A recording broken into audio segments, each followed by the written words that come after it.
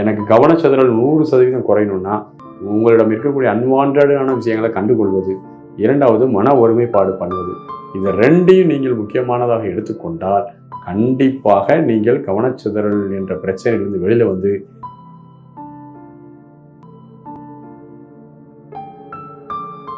அனைவருக்கும் அன்பான வணக்கங்கள்.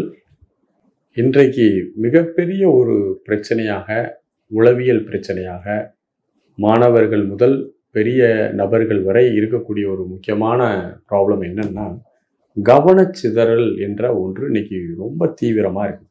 ஒரு காலத்தில் அப்படி கிடையாது. ஏன்னா வாய்ப்புகள் குறைவாக இருக்குது என்டர்டெய்னிங்கான விஷயங்கள். இன்னைக்கு நம்முடைய கவனத்தை டிஸ்ட்ராக்ஷன் பண்ணக்கூடிய எண்ணற்ற விஷயங்கள் நம்ம சுற்றி இருக்குது.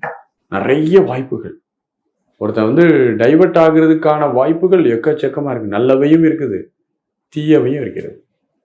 இந்த இடத்துல நம்ம கவனச்சிதறலை குறைக்கணும். ஒரு நல்ல ஃபோக்கஸ்டான ஒரு மனுஷனா நம்ம ஒன்று சிந்திக்கிறோம்னா அந்த சிந்திக்கிறத சொல்கிறத செய்கிறதுமான ஒரு ஒத்திசைவு நமக்குள்ளே வரணும். அப்படின்னா நம்ம கவனச்சிதறலிருந்து குறைத்து நல்ல முழு கவனம், நிறை கவனம் பெறுவதற்கு என்ன செய்ய வேண்டும் என்ற ஒரு கேள்வியை நீங்கள் கேட்டிருக்கிறீர்கள். முதல்ல நீங்கள் ஒரு பேப்பர் பேனாவை எடுத்துட்டு அமைதியாக உட்காரணும். கொஞ்ச நேரம் அமைதியாக உட்காந்துட்டு உங்களிடம் அன்வான்டாக என்னெல்லாம் செயல் இருக்குன்னு நீங்கள் கண்டுபிடிக்கணும். இப்போ எல்லாரும் என்ன செய்யலாம், கவனச்சிதறலை குறைக்கிறதுக்கு தியானம் பண்ணால் சரியாயிரும் அப்படின்னு நினைக்கிறோம். கவனச்சிதறலை குறைக்கிறதுக்கு வேற ஏதாவது ஈடுபட்டா நம்ம முதல்ல நமக்கு ஒரு ப்ராப்ளம் இருக்குங்கிறத ஐடென்டிஃபிகேஷன் பண்ணுறது, அந்த ஐடென்டிஃபிகேஷன் பண்ணதுக்கப்புறம் அதை கரெக்டாக அட்ரஸ் பண்ணுறது. என்ன ரீசன், எதனால் எனக்கு கவனச்சிதறல் வருது அப்படிங்கிறத ஆய்வு பண்ணணும். அப்போ நீங்கள் முதல்ல செய்ய வேண்டியது உங்களுடைய பட்டியல்.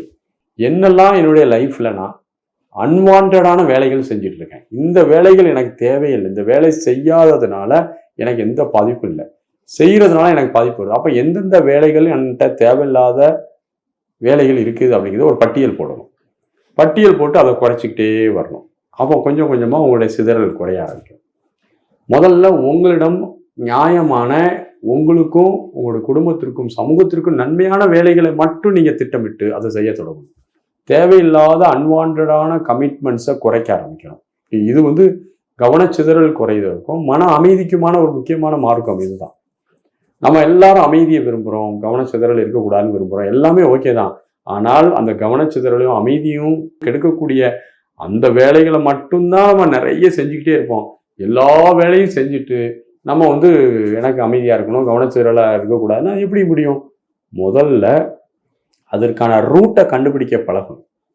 அதனுடைய மூலமான விஷயம் என்ன? அன்வான்டான வேலைகளில் நம்ம நிறைய ஈடுபடுறோம், அதில் மனம் ரொம்ப எங்கேஜாக இருக்குது, அதனால நமக்கு கவனம் சிதறுது. இனிமேல் அப்படி செய்யக்கூடாது என்ற ஒரு முடிவை நீங்கள் மேற்கொள்ள வேண்டும். சங்கல்பம் பண்ணிட்டு அதெல்லாம் பட்டியல் போட்டு அதை ஒன்றுனா குறைச்சி ஒன்றும் இல்லாமல் ஆயிடுச்சுன்னா உங்கள் மனம் கரெக்டாக ஃபோக்கஸ்டாக இருக்கும். இன்னைக்கு நிறைய பேருக்கு என்னென்னா, மனம் அவங்களோட லைஃப் ஸ்டைலில் நிறைய கமிட்மெண்ட் ஆகிட்டே இருக்குது. கமிட்மெண்ட் ஆகுறது அப்படிங்கிறது எதுக்காகனா சும்மா இருக்க முடியல. சும்மா இருந்தால் தேவையில்லாத ஏதோ ஒரு விஷயத்தில் போய் மாட்டிக்கிடுவோம், தேவையில்லாத யோசிப்போம், தேவையில்லாத ஒன்றை நம்ம போக ஆரம்பிச்சிருவோம்.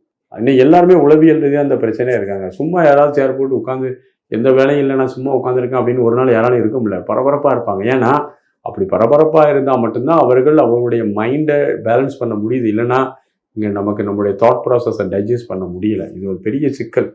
அப்போ இப்படிப்பட்ட ஒரு சூழ்நிலையில் கவனச்சிதறல் அப்படிங்கிறது உங்களுக்கு தேவையில்லாத விஷயங்களை நீங்கள் குறைக்கிறது. முதல்ல இயல்பாக யதார்த்தமாக ரிலாக்ஸ்டாக இருக்கிறதுக்கான மனநிலையை உருவாக்குறது. அதுக்கப்புறம் தான் நீங்கள் ரெண்டாவது பண்ண வேண்டிய வேலை மன ஒருமைப்பாட்டுக்கான பயிற்சிகள் எடுக்கும். முதல்ல அன்வான்டான விஷயங்களை கட் பண்ணுறீங்களா, கட் பண்ணி முடிச்சு அதில் ஓகேவாயிட்டுனா அடுத்தது நீங்கள் எடுக்கக்கூடிய ப்ராக்டிஸ் கான்சன்ட்ரேஷன். மன ஒருமைப்பாட்டுக்கான பயிற்சிகளை நீங்கள் எவ்வளோக்கு எவ்வளோ தீவிரமாக எடுக்கிறீங்களோ அது மனம் 100% ஃபோக்கஸ்க்கு வர ஆரம்பிச்சிடும்.